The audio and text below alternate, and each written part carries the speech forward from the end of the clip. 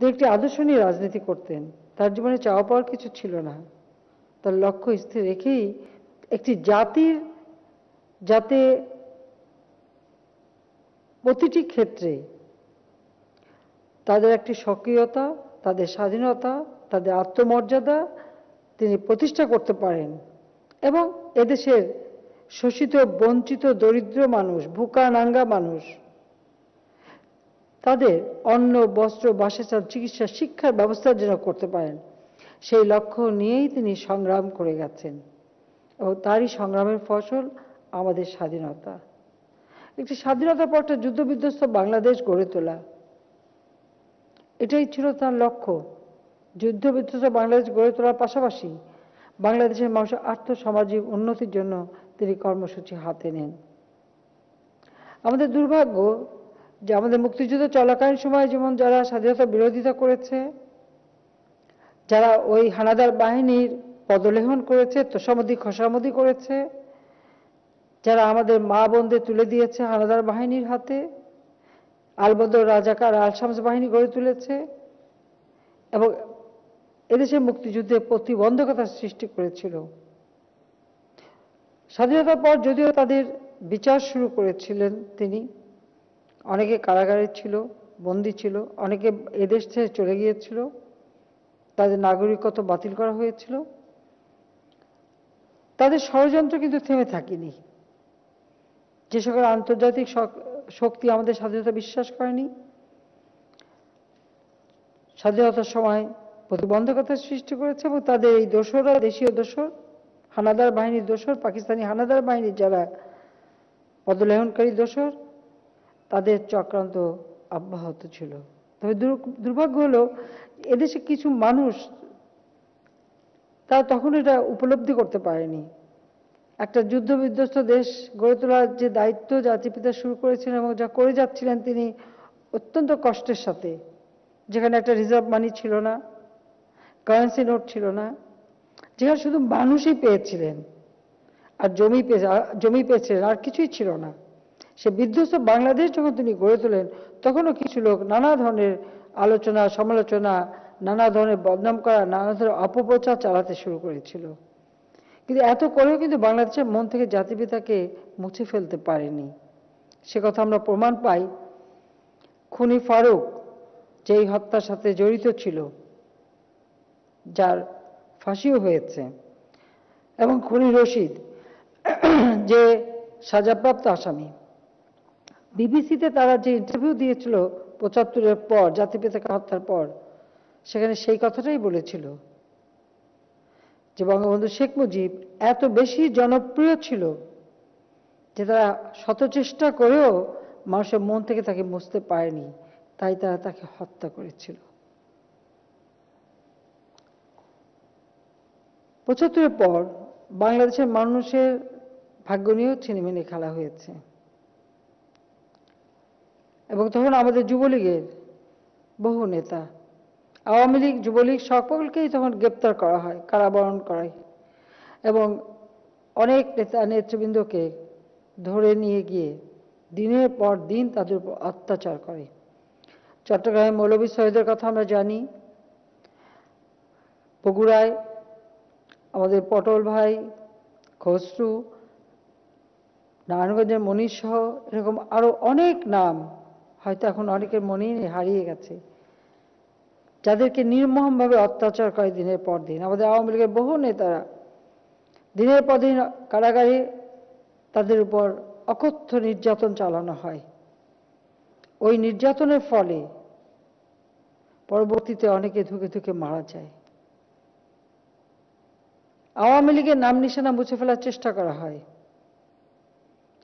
আওয়ামী লীগের চিহ্ন যাতে না থাকে সেই প্রচেষ্টাও চালানো হয়েছিল, কিন্তু তা সফল হতে পারেনি একটাই কারণে, জাতির পিতার হাতে গড়া এই সংগঠন। এবং তিনি যে কটা সংগঠন গড়ে তুলে দিয়ে গিয়েছিলেন তারা প্রত্যেকে কিন্তু দুঃসময় মানুষের পাশে দাঁড়িয়েছে। সেখানে আমি আজকে যুবলীগেরও কথা বলবো যে প্রতিটি সময়ে যখন অন্যায়ের বিরুদ্ধে প্রতিবাদ করতে হয়েছে, যখন কোনো দুর্যোগ এসেছে, যুবলীগ মানুষের পাশে দাঁড়িয়েছে। হ্যাঁ, কখনো কখনো ব্যত্যয় ঘটে, কিন্তু যেটা ভালো কাজ সেটা অবশ্যই আমাদেরকে স্বীকার করতে হবে। আমি এটুকুই দেখেছি, প্রতিটি সংগ্রামে অগ্রণী ভূমিকা নিয়েছে যুবলীগ। আমাদের যুবলীগ, ছাত্রলীগ, আওয়ামী লীগের নেতা কর্মীরা বুকে রক্ত ঢেলে দিয়েছে দেশে মানুষের অধিকার প্রতিষ্ঠার আন্দোলনে। আমরা নূর হোসেন, বাবুল, ফাত্তা সহ অনেক নেতাকর্মী জীবন দিয়েছে, তাদের কথা আমি স্মরণ করি শ্রদ্ধার সাথে। কারণ নূর হোসেন আমার কাছেই ছিল, আমি তাকে সাবধান করেছিলাম যে বুকে গণতন্ত্র মুক্তি পাক, পিঠে স্বৈরতন্ত্র নিপাত যা, শার্টটা কোমরে বেঁধে সে আমার কাছে এসেছিল। আমাকে শুধু বললো, আমার মাথায় একটু হাত বুলিয়ে দেন আপা, আমরা গণতন্ত্র প্রতিষ্ঠার জন্য জীবন দেব। আমি শুধু বলছিলাম যে আমি শহীদ চাই না, গাজী চাই। তুমি হাতে শার্টটা পরো, তোমাকে তো গুলি করবে। কিছুক্ষণ পরেই চারিদিকে বোমা এবং তারপরে গুলির আওয়াজ। আমার গাড়ি লক্ষ্য করে গুলি করা হয়েছিল। অনেক সংগ্রামের মধ্য দিয়েই কিন্তু আমরা গণতন্ত্র ফিরিয়ে এনেছি। আর দীর্ঘদিন পর, 21 বছর পর আওয়ামী লীগ সরকারে এসে আসার সুযোগ পেয়েছে। কিন্তু সেই সংগ্রামের পথ অনেক কঠিন পথ ছিল। সেই পথ পাড়ি দিয়ে আজকে আমরা সরকার গঠন করতে পেরেছি বলেই জনগণের পাশে দাঁড়াতে পেরেছি, কাজ করতে পেরেছি। প্রতিটি সংগ্রামে যুবলীগ অগ্রণী ভূমিকা পালন করেছে, সেজন্য যুবলীগের সকল সদস্যকে আমি আন্তরিক ধন্যবাদ জানাই। ঘাত প্রতিঘাতের মধ্যে দিয়ে আমাদের চলতে হয়েছে, চলতে হবে, এটাও স্বাভাবিক। তবে আমি যুবলীগের নেতাকর্মীদের বলবো, জাতির পিতা বঙ্গবন্ধু শেখ মুজিবুর রহমানের আদর্শ যদি কেউ বুকে ধারণ করে দেশপ্রেমে উদ্বুদ্ধ হয়ে মানুষের কল্যাণের কথা চিন্তা করে রাজনীতি করে, তাহলে সেই রাজনীতিতে টিকে থাকা যায়। কিন্তু যে রাজনীতি করতে যে লোভের বশবর্তী হয়, অর্থ সম্পদটা যাদের কাছে বড় হয়ে যায়, তারা কিন্তু বেশি দিন টিকতে পারে না। এটা বাস্তবতা। এটা শুধু আমাদের দল বলে না, আমি সমগ্র বাংলাদেশের অন্যান্য সব রকম রাজনৈতিক দলের কথাই যদি চিন্তা করি, তাহলে আমরা সেটা দেখব। আমি জানি বিএনপি একসময় চিন্তা করেছে 2000 কোটি টাকা থাকলে পরে নির্বাচন থেকে জীবনে কেউ সরাতে পারবে না, কিন্তু তাদেরকে সরে যেতে হয়েছে। খালেদা জিয়া বড় করে বলেছিল, আমার কথাই বলেছিল, যে শেখ হাসিনা বিরোধী দলের নেতা তো দূরের কথা, কোনোদিন বাংলাদেশের প্রধানমন্ত্রী তো দূরের কথা, বিরোধী দলের নেতাও কোনোদিন হতে পারবে না। এটা খালেদা জিয়ার নিজের বক্তৃতা, যে বাংলাদেশের প্রধানমন্ত্রী হওয়া তো দূরের কথা, বিরোধী দলের নেতাও হতে পারবে না। সেই কথাটা কিন্তু তার বেলায় ফলে গেছে। হাজার হাজার কোটি টাকা তার ছেলেকে নিয়ে বানিয়েও কিছু করতে পারেনি। ঠিক একইভাবে আওয়ামী লীগ 100 বছরও ক্ষমতায় আসতে পারবে না, এটাও তার ঘোষণা ছিল। আল্লাহ রহমতে শত্রু মুখে ছাই দিয়ে আওয়ামী লীগ প্রথমবার 5 বছর, আর এবারে এই 12 বছর ক্ষমতায় আছি বলেই জনগণের সেবা করার সুযোগ পেয়েছি। এই জন্য বাংলাদেশের জনগণের কাছে আমরা কৃতজ্ঞতা জানাই। আমি এটুকু বলবো যে সংগঠনকে শক্তিশালী করে আদর্শ ভিত্তিক সংগঠন হিসেবে গড়ে তুলতে হবে।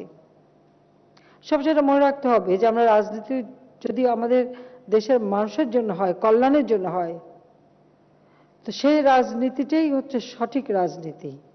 আর রাজনীতি যারা করতে আসে ভাগ্য তৈরি করতে, হয়তো কিছু টাকা পয়সা বানাতে পারে, কিন্তু তারপরে আর তার অস্তিত্ব থাকে না। এটা প্রমাণিত সত্য।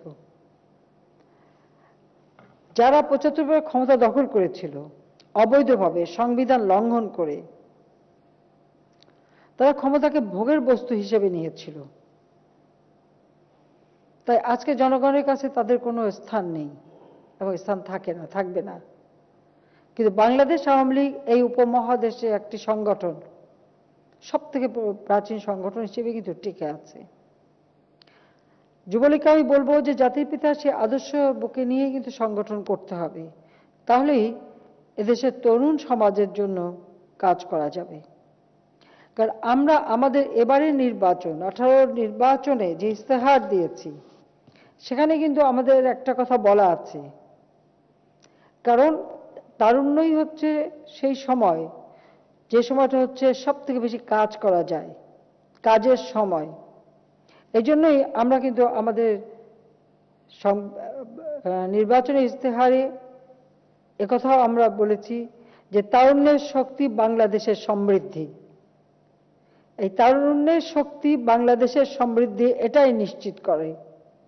সেই জন্য তরুণ সমাজকে সব ধরনের শিক্ষা দীক্ষা কর্মের সব ধরনের সুযোগ সুবিধা আমরা দিয়ে যাচ্ছি। তরুণ সমাজ যেন সঠিকভাবে শিক্ষিত হয়ে বা কর্মক্ষম হয়, দক্ষ মানব শক্তিতে পরিণত হয়, তার জন্য আমরা বিভিন্ন কর্মসূচি বাস্তবায়ন করে যাচ্ছি। আমরা ন্যাশনাল সার্ভিস ট্রেনিং করাচ্ছি, তাদের কাজের ব্যবস্থা করে দেওয়া। তরুণ সমাজের জন্য আমরা বেসরকারি খাত, প্রতিটি বেসরকারি খাত আমি উন্মুক্ত করে দিয়েছি।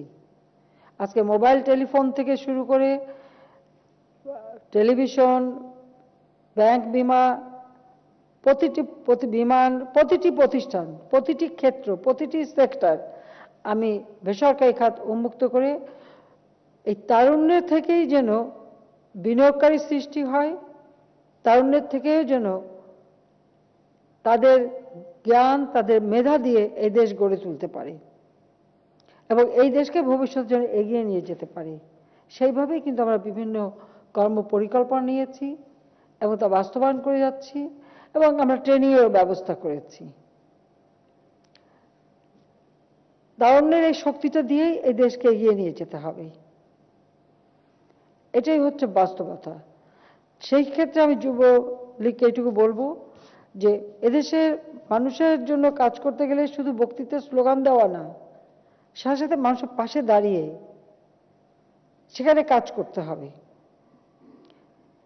আর আমরা বাংলাদেশটাকে গড়ে তুলতে চাই জাতির পিতার স্বপ্নের বাংলাদেশ, যে বাংলাদেশে একটি মানুষও গৃহহারা থাকবে না, একটি মানুষও ক্ষুধার জ্বালায় কাতর থাকবে না, প্রতিটি মানুষ সুন্দরভাবে বাঁচবে, তারা শিক্ষা পাবে, তারা চিকিৎসা সেবা পাবে, তারা উন্নত জীবন পাবে, যেটা জাতির পিতার স্বপ্ন ছিল। তিনি সবসময় এটাই বলতেন যে মানুষ যেন অন্ন পায়, বস্ত্র পায়, উন্নত জীবনের অধিকারী হয়। এটা জাতির পিতা বঙ্গবন্ধু শেখ মুজিবের কথা। তা আমরা সেইভাবেই বাংলাদেশকে গড়তে চাই। আমি জানি যে সময় খুব কম, তারপরেও একটি জাতির জন্য এই 12 বছরও কিছু না, কিন্তু তারপরেও আমি মনে করি যে আমরা যেভাবে এ দেশের জন্য কাজ করে যাচ্ছি, পথ দেখিয়ে যাচ্ছি, যদি এই পথ ধরেই এগোনো যায় তাহলে কিন্তু এ দেশ অবশ্যই উন্নত সমৃদ্ধ দেশ হবে। 3.5 বছরের মধ্যে একটি যুদ্ধ বিধ্বস্ত দেশকে জাতির পিতা স্বল্পোন্নত দেশ হিসেবে প্রতিষ্ঠা করে দিয়ে গিয়েছিলেন। এরপর 21টা বছর এদেশের মানুষের জীবন থেকে সম্পূর্ণভাবে হারিয়ে যায়, সাধারণ মানুষের বঞ্চনার শিকার। কারণ এই 21টা বছর যারা ক্ষমতায় ছিল নিজেদের ভাগ্য গড়তেই ব্যস্ত ছিল। যদিও তারা গল্প শুনিয়েছে ছেঁড়া গেঞ্জির, গল্প শুনিয়েছে ভাঙা সুটকেসের, কিন্তু ভাঙা সুটকেসের জাদুর বাক্স হয়ে গিয়েছিল আর ছেঁড়া গেঞ্জি তো তখন ফ্রেঞ্চ রিপন হয়ে গেল। কিন্তু মানুষের জন্য কিছু তারা দিয়ে যেতে পারেনি।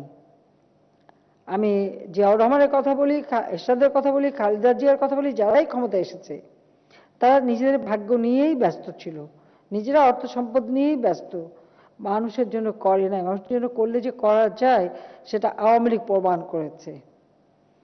এবং আজকে যখন করোনা ভাইরাস চতুর্দিকে সারা বিশ্বব্যাপী একটা সমস্যা, সে সময়ও আমরা আমাদের দেশের মানুষের জন্য কিন্তু কাজ করে যাচ্ছি।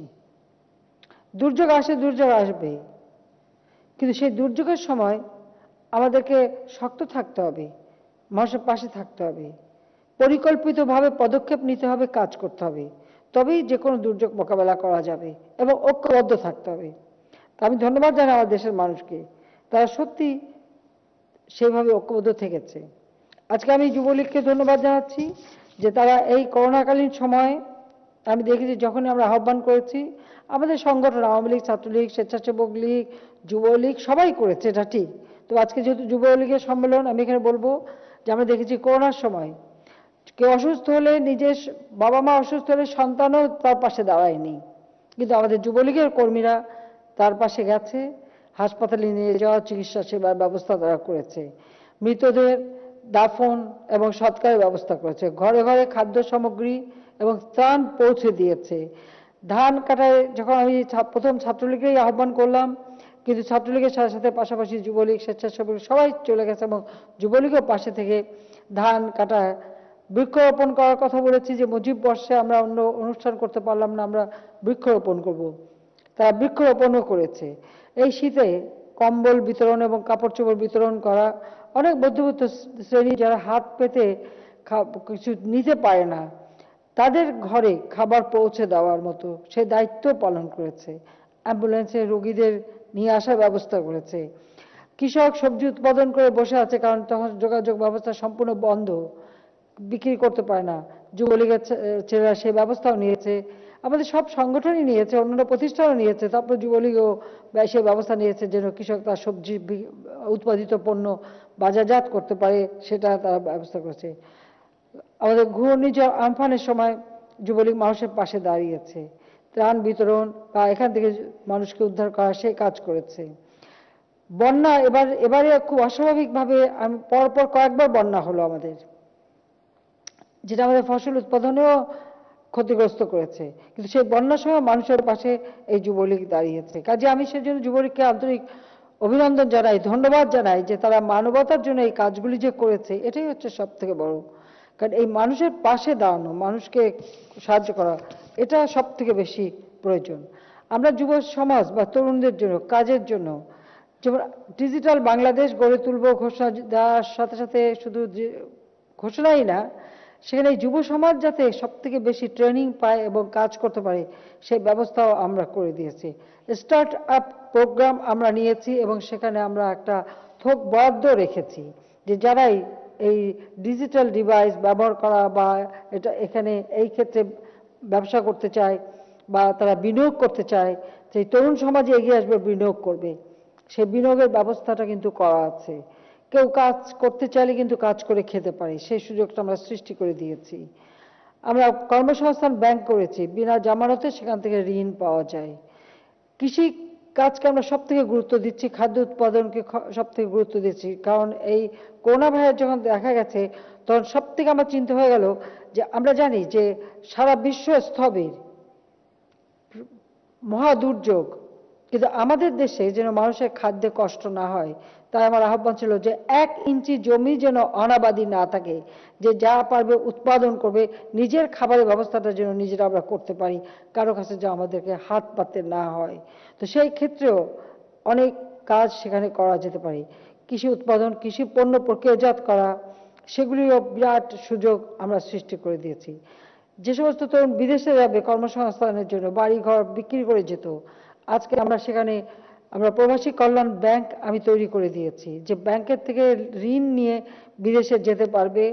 এবং ডিজিটাল সেন্টার সমগ্র বাংলাদেশে, এই ডিজিটাল সেন্টারে একজন মেয়ে একজন ছেলে 2 জন উদ্যোক্তা থাকবে, এটাও তরুণ সমাজের কর্মসংস্থানের একটা জায়গা, যে জায়গাটাকে ঘিরে অন্যান্য আরো অনেক কাজে অনেক মানুষের কর্মসংস্থান হয়।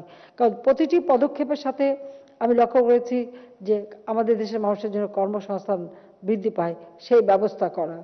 এবং আজকে আমাদের লক্ষ্য হচ্ছে যে মুজিব বর্ষে আমরা এটা সিদ্ধান্ত নিয়েছি যে বাংলাদেশে একটি মানুষও গৃহহারা থাকবে না। প্রত্যেকটা মানুষ, যারা আমরা এটা সার্ভে করেছি এবং আমরা হিসেব নিয়েছি, প্রায় 2 থেকে 2.5 লক্ষ লোক আছে একেবারে যাদের কোনো ভূমি নাই, নিঃস্ব। আমরা বেশ কয়েক লক্ষ ঘর তৈরি করে দিয়েছি। আমরা প্রায় আরো 1 লক্ষ ঘর নির্মাণ কাজ শুরু হয়ে গেছে।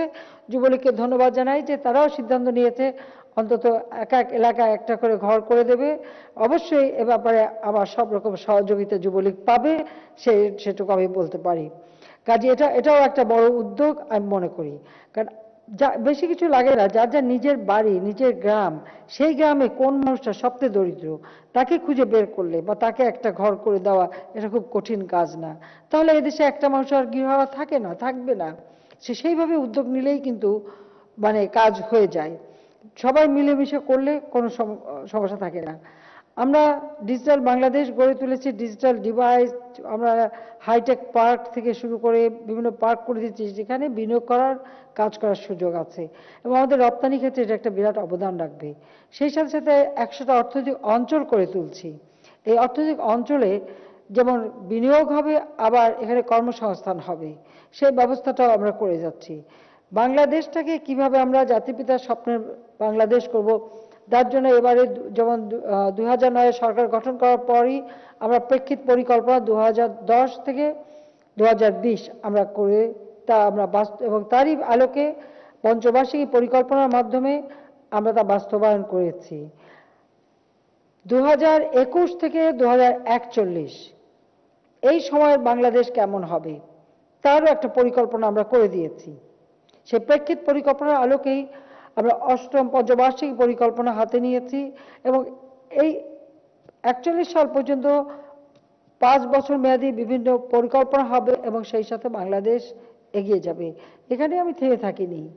2100 সালের বাংলাদেশ কেমন হবে, কারণ এটা একটা বদ্বীপ, প্রাকৃতিক দুর্যোগের দেশ, কাজী সেই দেশটা প্রাকৃতিক দুর্যোগ থেকে যেমন মানুষ রক্ষা পাবে, আমাদের দেশের উন্নয়নটা যেন অব্যাহত থাকে, সেদিকে লক্ষ্য রেখে 2100 ডেল্টা প্ল্যান সেটা প্রস্তুত করে তা আমরা বাস্তবায়ন করেছি। নেদারল্যান্ড আমাদের সহযোগী দেশ হিসেবে তাদের সাথে আমাদের চুক্তি হয়েছে, আমরা সেভাবে কাজ করে যাচ্ছি। আজকের তরুণ সমাজই এদেশকে এগিয়ে নিয়ে যেতে পারে। কাজে আমাদের সব ধরনের দক্ষ মানব শক্তি দরকার, আর সেই দক্ষ মানব শক্তি হবে তরুণ সমাজ। বিনিয়োগের ক্ষেত্রে আমরা যখন কথা বলি বিদেশিদের, আমরা কি বলি? সকলের আগেই বলি যে আমাদের তরুণ সমাজ আছে, তারুণ্য আছে, কাজ করতে পারে, তাদের একটু ট্রেনিং দিলেই তারা ভালো ফলাফল দিতে পারে। কাজে এই তারুণ্যই শক্তি, এটাই আমরা বিশ্বাস করি, আর এই বিশ্বাস করেই ভবিষ্যৎ পরিকল্পনা আমরা নিয়েছি। সেই ক্ষেত্রে আমি মনে করি যে আমাদের যুবলীগ সারা বাংলাদেশে আমাদের তরুণ সমাজ যেমন এই দুর্নীতি, মাদক বা কোনো অসামাজিক কার্যকলাপ এর হাত থেকে যেন মুক্তি পায়, তারা যেন নিজের জীবনটাকে সুন্দরভাবে গড়তে পারে এবং তার মধ্য দিয়ে দেশকে যেন তারা কিছু দিতে পারে, সেইভাবেই তরুণ সমাজকে উদ্বুদ্ধ করতে হবে, সেইভাবেই তাদেরকে শিক্ষা দিতে হবে, সেইভাবেই তাদেরকে তৈরি করতে হবে। সেটা করতে পারলেই জাতির পিতার স্বপ্ন পূরণ করা খুব কঠিন কাজ হবে না। 2020 সালে জাতির পিতার জন্মশতবার্ষিকী এবং 21 হচ্ছে আমাদের স্বাধীনতার সুবর্ণ জয়ন্তী, আমরা এটা উদযাপন করে যাচ্ছি। আমরা এই 26শে মার্চ আমরা স্বাধীনতার সুবর্ণ জয়ন্তীতে পদার্পণ করব। কাজে আমরা এটাকে 2021-এর ডিসেম্বর পর্যন্ত আমরা নির্দিষ্ট করেছি যে আমরা জাতির পিতার জন্মশতবার্ষিকী এবং স্বাধীনতা সুবর্ণ জয়ন্তী উদযাপন কর্মসূচি আমরা নেব। এই কর্মসূচি যেহেতু করোনা ভাইরাসের কারণে আমাদের কর্মসূচিটা আমরা পরিবর্তন করেছি, সেখানে আমরা জনসমাবেশ বাদ দিয়ে মানুষের কল্যাণমুখী কাজ আমরা করব। বাংলাদেশের একটি মানুষ গৃহহারা ভূমিহীন থাকবে না, বাংলাদেশের প্রতিটি ঘরে ঘরে বিদ্যুৎ যাবে, আলো জ্বলবে, প্রত্যেকটা ঘর আলোকিত হবে, বাংলাদেশের প্রতিটি তরুণ যুব সমাজ কর্মসংস্থানের ব্যবস্থা হবে, বাংলাদেশের প্রতিটি ছেলেমেয়ে লেখাপড়া শিখবে, উচ্চশিক্ষা পর্যন্ত আমরা যেমন বৃত্তি এবং বই সব দিচ্ছি তার ব্যবস্থা আমরা নিচ্ছি। কাজে প্রতিটি মৌলিক চাহিদা পূরণ করা, এটাই আমাদের লক্ষ্য, আর সেই লক্ষ্য নিয়ে আমরা কাজ করে যাচ্ছি। সেখানে আমি মনে করি যে এই তরুণ সমাজ যদি তারা উদ্যোক্তা হন নিজে, সে উদ্যোক্তা হলে তার সেই সুযোগ সৃষ্টির জন্য আলাদা থোক বদ্ধ রাখা আছে। স্টার্ট আপ প্রোগ্রামটা ওটার জন্যই যে আমাদের নবীনরা, তরুণরা তারা নিজেরা উদ্যোক্তা হবে, নিজে কাজ করে আরো 10 জনকে সে কাজ দিতে পারবে, আরো 10 জনের কর্মসংস্থান ব্যবস্থা করতে পারবে। সেইভাবেই কিন্তু আমরা এই দেশটাকে সাজাতে চাই এবং এটা কিন্তু অব্যাহত থাকবে। এটা একদিন করলে হবে না, এটা মানে আমি বলবো যে যুগের পর যুগ আমাদের তরুণ সমাজ এভাবেই কাজ করে যাবে। যখনই যারা তারুণ্য পাবে তারাই কাজ করবে, এভাবেই যেন দেশটা চলতে পারে। সেটাই আমরা চাই যে আমাদের যুবলীগ সেভাবে কাজ করুক, যাতে করে জাতির পিতার স্বপ্ন আমরা বাস্তবায়ন করতে পারি। আমি যুবলীগের নতুন নেতৃত্বকে অভিনন্দন জানাই এবং এই করোনা ভাইরাসের সময় আমরা যেহেতু ইতিমধ্যে টিকা আমরা দেওয়া শুরু করেছি, ভ্যাকসিন শুরু হয়েছে, অনেক কথা শুনতে হয়, এসব কথা কান দিলে চলে না। আমরা যে অনেকেই তো বলছে বাংলাদেশ ভ্যাকসিন আসবে না, অনেক উন্নত দেশও কিন্তু আনতে পারেনি। আমি কিন্তু কোনো দিকে তাকাইনি। আমার কাছে মানুষ সব থেকে বড়, মানুষের জীবন বড়। আমি যখন প্রথম ভ্যাকসিনের জন্য টাকা দেই, 1,000 কোটি টাকা আলাদা রেখে আমি সঙ্গে সঙ্গে অ্যাডভান্স করে দিয়েছিলাম যে যখনই ভ্যাকসিন তৈরি হবে এবং বিশ্ব স্বাস্থ্য সংস্থা যখনই অনুমোদন দেবে, সকলের আগে যেন বাংলাদেশ পায়, এবং সেটাই আজকে প্রমাণিত সত্য। তো আমি ভারতকে ধন্যবাদ জানাই, তারা আমাদেরকে 20 লক্ষ ডোজ তারা দিয়েছেন উপহার হিসেবে, এবং এখন আরো অনেকেই দিতে চাচ্ছেন, কিন্তু আমরা আমাদের যেটা প্রয়োজন আমরা কিন্তু নিয়ে এসেছি। সেই ক্ষেত্রে মানুষের মাঝে একটু দ্বিধা ছিল প্রথম দিকে, তো এখন সেই দ্বিধাটা নাই। তবে এখানে যুবলীগের একটা দায়িত্ব আছে, যে বিশেষ করে আমরা বলেছি যে 40 বছরের উপরে যারা, আর বিশেষ করে শিক্ষক থেকে শুরু করে অন্যান্য যারা সবসময় মানুষের পাশে কাজ করতে হয় যাদেরকে, তাদেরকে আগে দিতে হবে। সে মানুষের মাঝে এই ভয়টা দূর করতে হবে, সবাই যেন ভ্যাকসিনটা নেয় সে ব্যবস্থা করে মানুষের পাশে দাঁড়াতে হবে। আর তবে এই ভ্যাকসিনটা নেওয়ার পরে বা টিকা গ্রহণের পরেই কিন্তু এই মাস্ক খোলা যাবে না। আমি ধন্যবাদ জানাই যে করোনাকালীন সময় যুবলীগ সাধারণ মানুষের মাঝে মাস্ক সরবরাহ করেছে, তারা যাতে মাস্ক পরে তার জন্য উদ্বুদ্ধ করেছেন। টিকা নেওয়ার পরেও কিন্তু স্বাস্থ্য সুরক্ষার নিয়মগুলি মেনে চলতে হবে, মাস্ক ব্যবহার করতে হবে, হাত পরিষ্কার করতে হবে এবং সবসময় পরিষ্কার পরিচ্ছন্ন থাকতে হবে। এ ব্যাপারে সকলকে মানে স্বাস্থ্য সুরক্ষাটা সবসময় মেনে চলতে হবে, এটা সবাইকেই নজরে রাখতে হবে এবং এটা যুবলীগ করবে সেটা আমি চাই। আর আমি এটাই বিশ্বাস করি যে এই যুবরাই তো বাংলাদেশ স্বাধীন করেছে, এই যুবকরা জাতির পিতার নেতৃত্বে সব সময় সকল আন্দোলনে অগ্রণী ভূমিকা পালন করেছে। কাজে তাদের হাত ধরেই বাংলাদেশ এগিয়ে যাবে, জাতির পিতার স্বপ্নের সোনার বাংলায় ইনশাআল্লাহ আমরা গড়ে তুলব। কারণ আমাদের তো বয়স হয়ে গেছে, কিন্তু আজকে তরুণরাই তো আগামী প্রজন্ম এবং প্রজন্মের পর প্রজন্ম এই দেশকে এগিয়ে নিয়ে যাবে। আমি এই কথা বলে যুবলীগের এই অনুষ্ঠানে সবাইকে আন্তরিক অভিনন্দন জানিয়ে আমার আবারও বলবো যে আজকের দিনে এটাই শপথ নিতে হবে, আমরা জাতির পিতার স্বপ্নের ক্ষুধামুক্ত, দারিদ্র্যমুক্ত, উন্নত সমৃদ্ধ অসাম্প্রদায়িক বাংলাদেশ গড়ে তুলব, জাতির পিতার স্বপ্নের সোনার বাংলা আমরা গড়ব, সেই প্রত্যয় ব্যক্ত করে আমি আবারও যুবলীগের সার্বিক মঙ্গল কামনা করে আমার বক্তব্য শেষ করছি। খোদা হাফেজ। জয় বাংলা, জয় বঙ্গবন্ধু। বাংলাদেশ চিরজীবী হোক, যুবলীগের অগ্রযাত্রা অব্যাহত থাকুক। সবাইকে ধন্যবাদ। ভালো থাকবে, সুস্থ থাকবে।